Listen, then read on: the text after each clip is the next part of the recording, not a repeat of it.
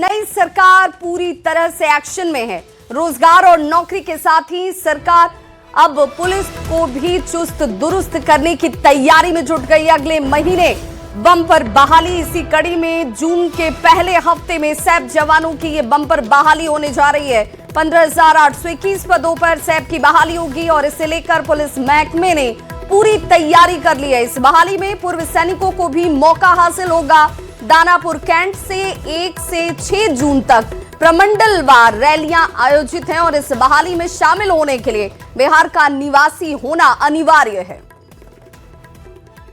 तो पूर्व सैनिकों को जो है वो बहाली होनी है और इसकी प्रक्रिया जो है वो 1 जून से शुरू होगी। बताते ये चले कि 1 जून से बिहार में जो है सैप जवानों की बहाली जो है वो शुरू होगी और इसकी पूरी प्रक्रिया जो है वो निर्धारित कर दिया गया है। इसका एसओपी जो है वो तैयार कर लिया गया है। बताते चले कि पूर्व सैनिकों के साथ सेवानिवृत्त और सैनिक बल का भी जो है वो चयन होगा और ये चयन की प्रक्रिया जो है वो 1 जून से शुरू होगी।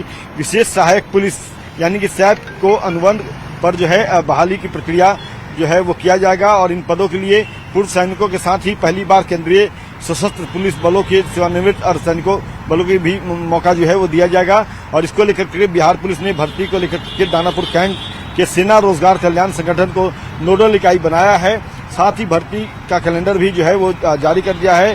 दानापुर कैंट में 1 से 6 जून तक जो है प्रमंडलवार रैलियां होंगी जिसमें भर्ती के इच्छुक सेवानिवृत्त सैन्य और अर्धसैनिक बलों के जवान जो हैं वो शामिल हो सकेंगे। और यह रैली जो है वो सुबह 6:30 बजे से लेकर के शुरू होगी जो शाम 4 बजे तक आयोजित की जाएगी।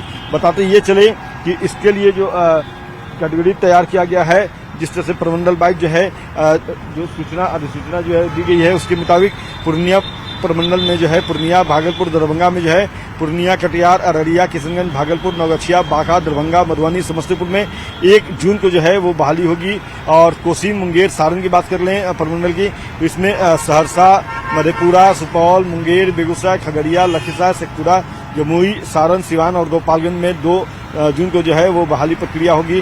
तिरहुत की बात कर ले तो मुजफ्फरपुर, मोतिहारी, बेतिया, बगहा, सीतामढ़ी, वैशाली, शिवहर में जो है वो 3 जून को बहाली प्रक्रिया होगी।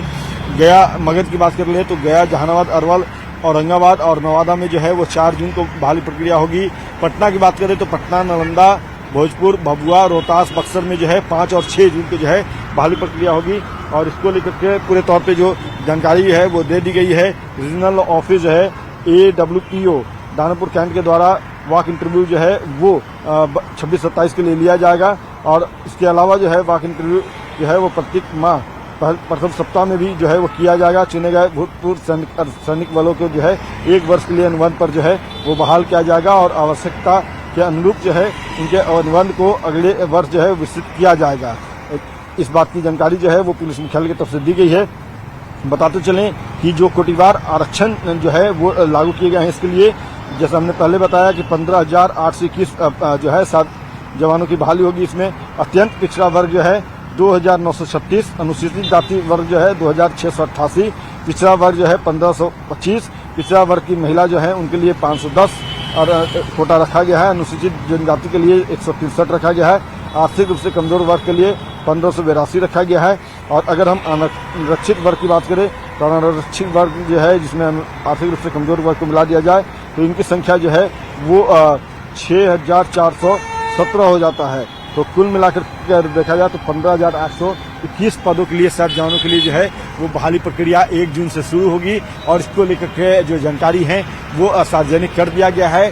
न्यूज़ 18 भी आप तमाम जो दर्शक हैं उनको बता रहा है कि अगर आप सेवानिवृत्त जो है वो अर्धसैनिक बल से जुड़े हुए जवान रहे हों या पैरामिलिट्री फोर्स के रहे हों, CAPF के रहे हों तो आप इस मौके का लाभ उठा सकते हैं और अपने राज्य में जो सेवा है सुरक्षा की उसमें अपना योगदान दे सकते हैं।